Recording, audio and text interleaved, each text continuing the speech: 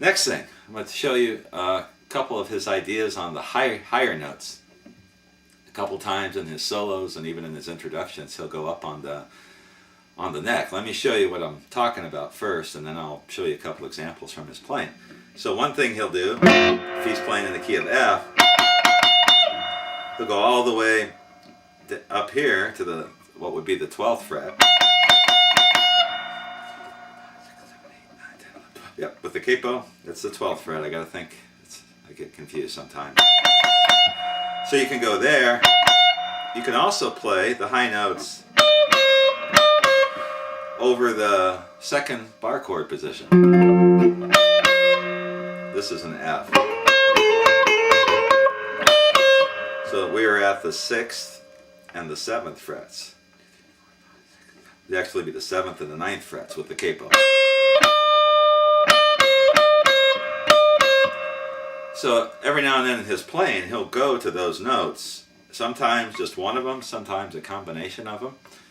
And it just adds a cool dynamic to his playing. Let me show you some examples. Here is the introduction for the song Guitar Slim. I'll show you the whole introduction and you'll see where the high note fits in. It's a cool addition to his introduction.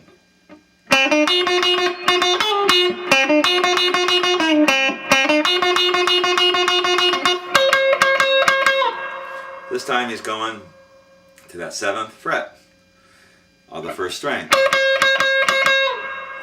So the whole introduction, again, open second string, or second fret of the second string. And he's just picking that open first string. And he's doing that same lick from the 3rd to the 2nd open. And he's doing the same thing on the 2nd string.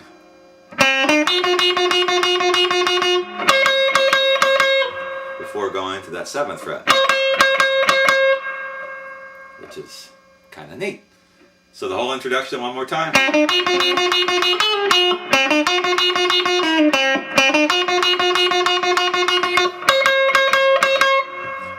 Then he goes into a boogie pattern, which I'll show you here in just a minute with some of the extra stuff.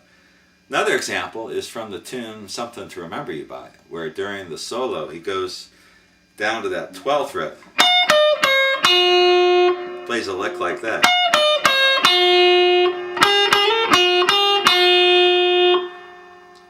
And he does that as he's getting ready to go to the 5. So he's going on the 1, he's playing. So it's from the 12th to the 9th to the 7th fret on the first string, and then open first string.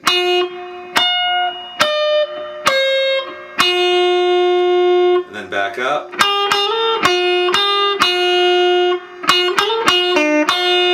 In that first position where we were playing at the very beginning. So.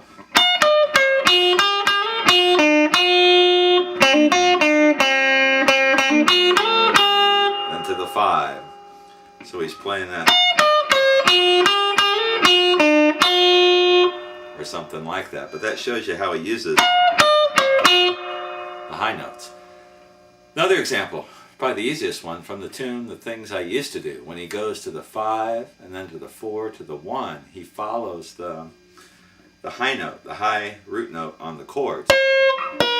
And if you listen to that tune, it's an F. So here's my 1, my F. Here's my 4, which is a B flat. And then here's my 5, which is a C. So in that tune, in the solo, when he gets to the 5, he does something like this. And that's over the 5. And he's sliding to the 9th, to the 7th, back to the 9th. Over that chord. Then when he goes to the 4, and he's doing everything leading into it with that run, open second string, 2nd fret of the 2nd string, open first string, slide. Whoops. Let me do that again.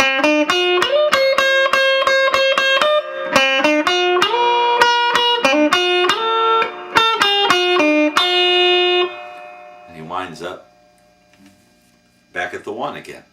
So one more time.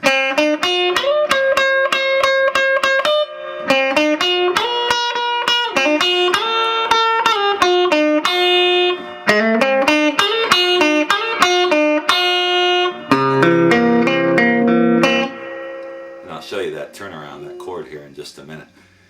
So there are some ideas when you're playing in that F position, first position. You can also slide to a number of the high notes, either in the F scale or, if you follow the chords, over those chord shapes, the 5, the C, the 4, the B flat, and then back to the F. Okay, before we wrap it up here, I'm going to show you some just miscellaneous Guitar Slim ideas. One, pretty simple, but some people don't hear it, don't get it, especially if you're listening to his music for the first time. A lot of his songs he introduces with just a simple chord slide, and it sounds like this. Things I Used to Do, Something to Remember You By, you'll just hear something like this. And he kicks into the tune. All that is a B7th shape. And the B7th chord, if you haven't got that yet, I've got my first finger. Let me just make it, this would be an C7th with the capo. First finger on the first fret of the 4th string. Second finger is on the root, which is the 5th string, 2nd fret. Then my ring finger is on the 2nd fret of the 3rd string, and then my pinky normally would be on the high E at the 2nd fret. But it doesn't sound like he's using that. It sounds like he's just using the 3 strings. Maybe the open 2nd string in there too. So he might start it out like this. Or he might do it real quick. Or he might just do it without the slide. And it's all that same 7th chord, which is your 5 chord. And that's how he introduces a lot of his tunes. Now on the turnarounds, sometimes in his solos, he'll use that same chord shape. He'll do something like this.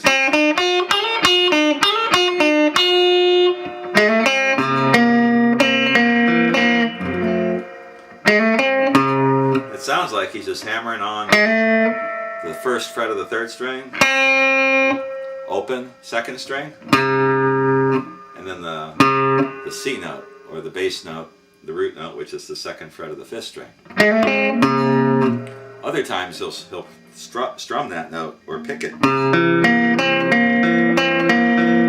That chord, I should say. I know he does that in one version of Something to Remember You By, right in the middle of the solo. When he gets to the turnaround on the solo, he'll play that before he goes back into the 2nd verse of the solo. So that C7th shape he uses quite a bit in his playing.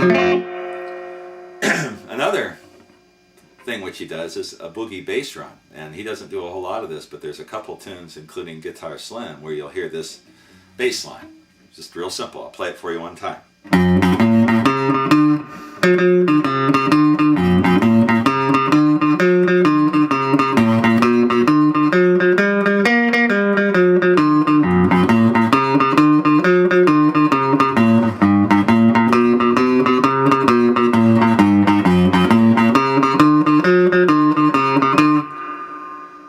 Missed one note in there somewhere. It's real simple. Open 6th string, so he's in the key of F. And it's just like we were playing in E. So 6th string, 4th fret, 6th string open, 4th fret, 2nd fret of the 5th string, 4th fret of the 5th string, 2nd fret of the 4th string.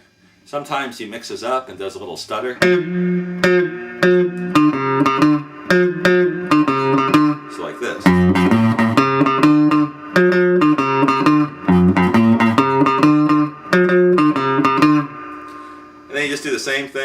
everything over, which is over the 4, back to the 1. And then for the 5, from the 2nd to the 4th fret on the 6th string, open 5th string, walking from the 1st to the 2nd fret, open on the 5th string,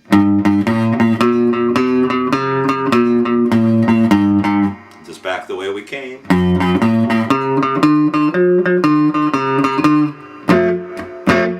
Then he goes into the vocal. I've heard him do that on the tune Guitar Slim, and at least one other tune he does that. I can't remember which one, in the solo or as the horn solo is going, something like that.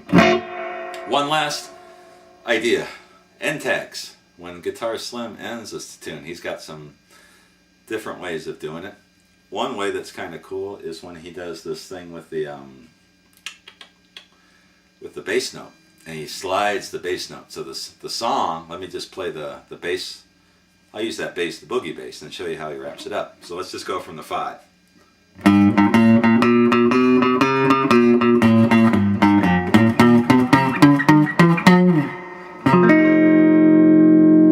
Or he might go to the 7. All I'm doing is sliding on the 6th string. I'm starting right here at the 4th fret, sliding from the 3rd to the 4th.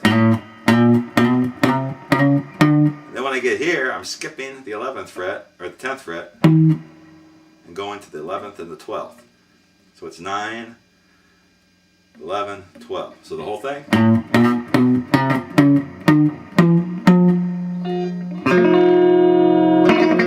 However you want to end it. So he does it by sliding it one more time.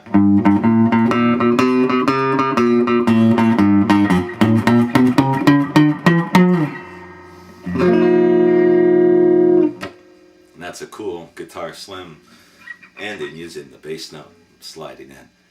He's got some other ideas too, but most of them are pretty simple at the end of the songs. Well, that about does it for Guitar Slim. Those are just some of the things that I've learned from listening to his recordings. And if you know anything else that I missed or anything that I showed incorrectly, let me know, because that's how I learn a lot of stuff too, is from being corrected. If you have any questions, contact me. Hope you enjoyed this video. I'll have some more coming up as soon as I can.